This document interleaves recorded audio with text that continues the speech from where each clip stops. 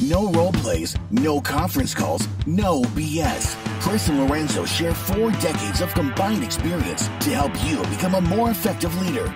This is Hacking Your Leadership.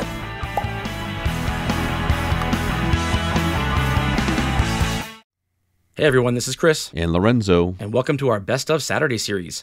Now that we have hundreds of episodes, we get a lot of listeners asking us where to start. So we'll be selecting some of our most popular episodes to share each Saturday from our years of podcasting. We hope you enjoy it. Welcome to Hacking Your Leadership. I'm Chris. And I'm Lorenzo. And Lorenzo, on this episode, I want to talk about something a little bit different than we normally do. I want to talk about mental health at work. Yeah, it's a very important topic right now. It is. I just finished an interview, which we'll publish in about a week or two, with the chief data scientist from Gallup named Jim Harder, and we had a great discussion that touched on this a lot because he's very passionate about it as well. We had a great Clubhouse discussion about this last week around the fact that workplace suicides are up. There was an article that talked about how the Bureau of Labor Statistics reported a rise in workplace-related suicides every single year, basically through 2019, and which was the highest. And they haven't even brought up 2020 yet, which you have to assume is going to be even higher due to pandemic-related issues. And so it's an issue that is not going away. It's not relegated simply to the pandemic because, again, this is something that's been going on for a while and getting worse over time. Do you feel that as a leader you have become that part of your job, or at least more of your job now than maybe 10 years ago, is rooted in, for lack of a better word, mental health counseling or kind of like backdoor therapy for some of your employees? Absolutely. I think I think one of the things that, when we talk a lot about people bringing their unique selves to work and showing up, to be the best kind of version of themselves and that type of thing, when you really open that door to wanting to empower people to be themselves and to be unique and to kind of bring all of themselves to work, what that I think also does is it gives, some element of permission to talk about things that you normally wouldn't talk about at work. And many of those things can be struggles they're having, in day-to-day life. It could be struggles they're having with family or friends, financially. There becomes a lot more conversation happening around work and with teams on subjects that typically people would say, like, that's not a work-related thing, or I'm going to leave that at home and I'm going to show up and just do my job while I'm here.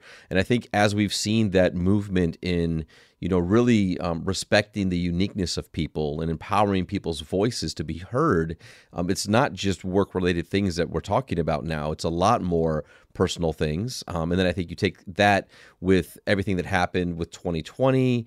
There was a lot of topics that typically, and I know we've talked about this on the podcast, these topics that you normally would never talk about at work have now been moved right to the front of the line of, like, you better be talking about this at work because it's impacting your people and it's impacting how they show up. And as a leader, there's many times where taking all of my experience, all of my tenure, all of the conversations I've had with people over the years, that you can still feel very ill prepared because it's not necessarily something that leaders are educated in or have really had a chance to flex any of that muscle over the years. And so it can be really kind of difficult and burdening and stressful and create anxiety just as the leader trying to navigate some of these conversations with people. Yeah, I think you kind of hit the nail on the head there when it comes to the lack of preparedness from many leaders. This is a leadership podcast, and so we're not here to solve the mental health problems on this show, but we're here to kind of address the fact that this is a very real thing from a leadership standpoint, and a lot of leaders are feeling exactly what you just said, which is, I feel like a large part, or at least a part of my job that was not there a few years ago and feels like is there now, is that I need to be this somehow this almost life coach or kind of shoulder to cry on or ear for my employees when it comes to things that have nothing to do with work. And while maybe 10 years ago I felt like that was fine if a person wanted to confide in me about something they were going through, and I could sit there and go, oh man, that sucks. I'm so sorry about that. If there's anything I do to help, let me know. And it was like as simple as that. And it's not as simple as that anymore. Anybody can do that. And as long as you have compassion for people, then the basic modicum of that is being able to empathize with something they're going through and kind of meet them where they are and utilize the resources that your organization has in order to help them. That's not what we're talking about here. That's the basic stuff. What I'm talking about is being able to kind of recognize when your employees are going through something that they may not be saying. And maybe they're not saying it because you haven't, as the leader, set up an environment to where your people feel comfortable talking about it. But if they're not talking about it to you, they're talking about it to somebody. Or they're not talking about it to anybody, they're keeping it to themselves. And that can lead to, on a best case scenario, just a huge drop in engagement and productivity and results. Because if something like that is happening where it's preoccupying an employee's mind, they are not putting their mind and their efforts into whatever they're supposed to be doing at work. And that might sound like the problem is the numbers. It's not the case at all. The problem is that if people aren't seeing work as a happy place, if people aren't seeing work as a refuge from whatever is happening in their personal life, but rather it is an increase in their stress of whatever's happening at work, then you're basically adding to the problem as opposed to even being neutral to it. I agree. And I think that, historically, like if you were high in maybe EQ or empathy, if you were the type of leader that felt really connected to your people, if you're the type of leader that were having more often those conversations about personal life and providing advice and kind of being like a life coach. Sure. I think what happened, over the last 12 to 14 months is that like the fire hose was opened up on those leaders, because now people already saw you in that space. They already knew that you were somebody they could talk to. The trust was there. The relationship was there. And now with all these things going on, it just became really a heavy, heavy burden on many of those leaders. And I can tell you through experience that can be very fatiguing as a leader, right? Like you, it's one of those, it's one of those things you have to be conscious of. Like, are being fatigued by the dialogue or the conversation or the support is minimal in compared to the fatigue that somebody has when they live this as their life. So like I don't want to undervalue the fact that people and employees going through things like that's the real fatigue. If the what's going on around you, if the environment that you're in, if the relationships that you have, all these things, these burdens that you might have in your life, that is really fatiguing because you're not just talking about it, you're living it. But I think for a lot of leaders, where maybe that was a small percentage of some of the dialogue throughout the day or throughout the week, or every once in a while, you'd find yourself working with an individual around something that they're working on or going through in their like home life. When that becomes daily, when that becomes hourly, when that becomes almost just most of what you do in the day, that can be really difficult to take on. Because I think that again, if you're not trained in these elements of psychology and and just like counseling and things like that, it's hard to just internalize yourself and to find kind of just a space where you could get a chance to almost relax and be able to not carry all of that burden of your people. And I think that that's one thing that for a lot of leaders that I've spoken with, that we've talked about and talked to via Clubhouse and through the podcast, and a lot of the communication from our listeners and some of the leaders has changed. There's been a lot more questions about, how are you handling these types of conversations, and how are you spending your time differently, and how is that impacting you as the leader? So it is something that I think we're all, again, learning together. We're all kind of trying to figure this out. And it's definitely something that, as we referenced the article, I think to your point, like the best case scenario is that there's a lack of engagement. The worst case scenario we know, of course, is like the worst of all things, which is people just, making the decision that it's just too much. But I think that there's a lot of that happening kind of across, the workforces right now in a lot of industries right now. And I think it's something that we're going to have to continue to think about and not necessarily solve for, but at least have a lot of dialogue on how do we create a culture and an environment where not only is the stigma taken away about talking about mental health, but that we are actually getting better at providing resources for our people when they need it. Yeah, I want to be really clear on something. If you're feeling this as a leader, it's not wrong to kind of bemoan this a little bit. Like I get what you were saying, Lorenzo, on making sure that we understand that a person going through something terrible or having a mental health crisis or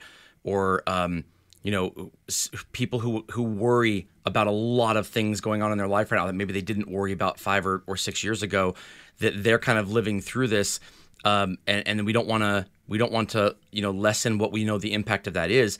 But if you're a leader and you're feeling this, obviously you're not feeling it like the person who's going through it is, but if you're helping half a dozen people go through different things, that absolutely does add up. And there's nothing wrong with having that get to you. There's nothing wrong with it weighing heavily on you, because it's really hard to compartmentalize all of that away if you are the kind of person who has empathy.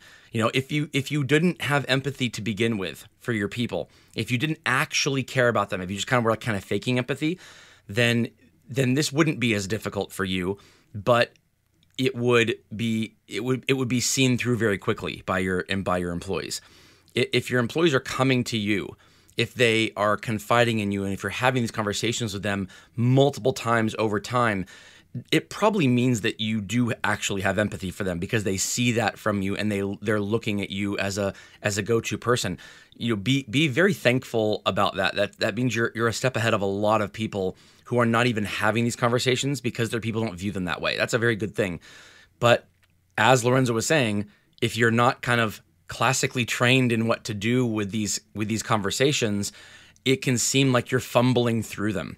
And fumbling through these conversations quarterly is not a big deal. Anybody can get through them, Fumbling through them daily with multiple people who you feel like every conversation isn't making movement towards something, but it's rather just treading water or helping them stay where they are or hoping things get better, but there's nothing really you can do about it. That can absolutely, over time, make it difficult for you as a leader to even get your job done. I know leaders who over the last few years have just started saying, I used to love work and I just don't anymore. I just don't, because I get there and I feel like the problems that I'm solving, it used to be, 4 out of 5 of them were work problems and 1 out of 5 was somebody's, personal problem. And now it's 5 out of 5 are personal problems. And while I like that I'm seen as someone who can help with that, I like that my people confide in me, it definitely weighs by the end of the day. It's something that eats away at me when I'm not at work, because I think about, I hope this person is getting through this okay, and I wonder how it's impacting them. That does weigh over time. And so there are things that I think we all need to be able to do to compartmentalize that away, not to stop caring, but to make sure that we, the airplane the airplane thing in the back of the seat back where you got to put your own oxygen mask on before you put other people's on, because if you're passed out, you can't help anybody. That's a very real thing here. You have to, as a leader, be able to find a way to make sure that your oxygen mask is on tight and that you have your good supply of oxygen, or all this work that you're doing for other people is not going to be worth anything if you no longer have the ability to do it. Yeah, I think another thing too, when I read the article and I saw kind of retail employees, in the top 5 there, of really feeling this amount of stress and anxiety and all of that. I was thinking about the fact that it's interesting. Like at first, I was like, "Oh, that's interesting that I would see that." But then I started to think about actually how the job and the environment has changed as a result of 2020, and thinking about just beyond the responsibility of kind of providing the service to the public and, working in retail for those that have done it, or, you may have, obviously people shop in retail stores. Like, employees are measured by their productivity and their efficiency and their capability of not just offering great customer service, but then offering other things to go around with whatever brought you into that store today. And I think, you take that alone and then you layer on top of that the what happens when stores close, what happens when companies are furloughing employees, what happens when you see less employees in other stores, and is that you, and should you be concerned about having a job in a couple of weeks or a couple of months, and then all of the requirements around things like wearing masks in stores and stuff like that. Now we're not only are you helping serve the public, but in some instances your organization is asking you to be confrontational in whatever it is the requirements that you have in your business. And so that in itself is not a space that a lot of leaders in retail or employees in retail are used to doing. Usually the element of the confrontation is as a result of maybe somebody really being upset about something that was charged incorrectly, or they were not happy with whatever thing is that they bought and they want to complain about that, or maybe the way that maybe somebody treated them or said something to them, where as a leader you're dealing with some of these things. But now in over the last year or so, before you even walk in the door, there are signs up that say these are the new rules and you must follow them. And we're not negotiating this, and that's not usually a space that a lot of retail employees are used to being in. Most of the time, it's you're focused on training people to be welcoming and wanting to have a positive approach to a customer, and so all these things that you would normally do to create an environment that somebody wants to come in and shop and enjoy and make purchases.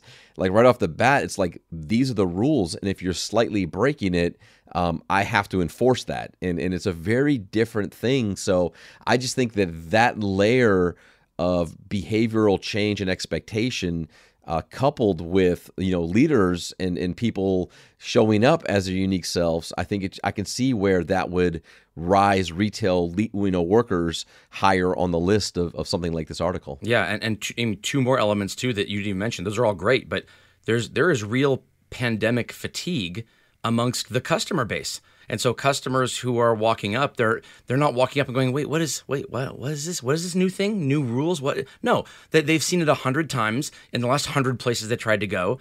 And some of them understand, and some of them know that this is what they have to do because they live in a society. And some of them are really pushing back on it. Some of them don't like this, and they're pushing back on it. And you never know if the person that you're gonna go talk to is one or the other. If they're a wow, I really love what you're doing here, and I love that you're helping keep the community safe, or if they're I can't believe you're falling. I can't believe you too. Really, you too believe this? You never know. You never know what kind of customer you're gonna approach or that is gonna talk to you, and just the not knowing that, it will add stress to you in terms of if you're gonna talk to 50 people a day, how many of them are going to be in one group versus another? Because it's never all the first group. And then on top of that, you also have the fact that, retail in general was considered essential. I'm using air quotes here, essential. And so, I don't know a lot of retail people who saw, large pay increases over the last 2 years, it's kind of status quo when it comes to that. And yet, but you're considered essential, which means you come to work. And so you have basically two kind of scenarios if you were in retail. Either you don't have a job anymore because you were furloughed and maybe you go on unemployment, or hopefully, if that's an option to you, or you are expected to go to work and be amongst the public who may or may not treat you correctly. And so it has removed a lack of perceived control and options in the minds of a lot of people who used to believe that they were doing what they were doing out of choice. A lot of that choice has been taken away.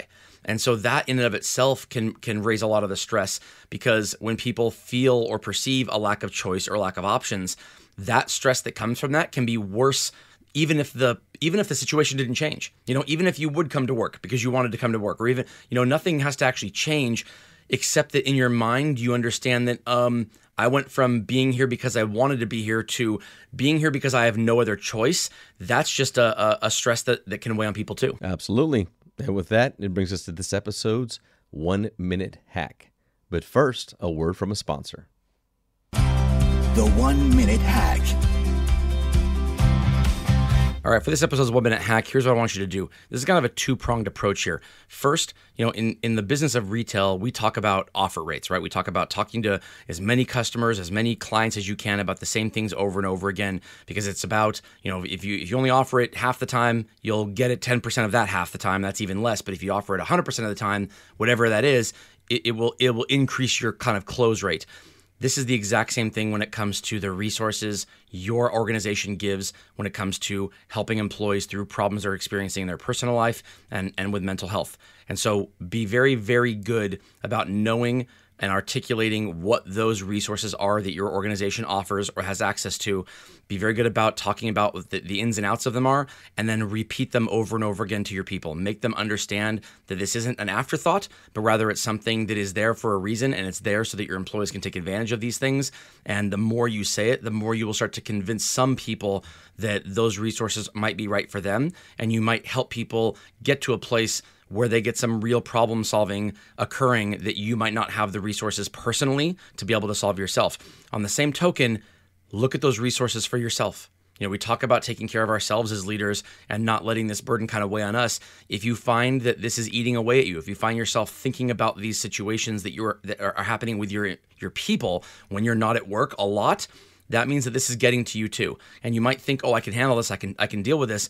Over time, even if you have a lot of grit as a leader, this still is the kind of thing that will eat away over time and make you enjoy your job less, which in and of itself is a problem. You need to enjoy coming to work. You need to be able to put your all into your work and your people to be able to bring the results for yourself and for them and open doors for them. And there's no way you can do that. There's no way you can continue to have that passion around that if you're experiencing these issues yourself. And so when all the talking you're doing about resources, look into them for yourself and see if any of them will help you get through these things too. Absolutely. And with that, it brings us to the end of this episode. This is Hacking Your Leadership. I'm Lorenzo. And I'm Chris. And we'll talk to you all next time.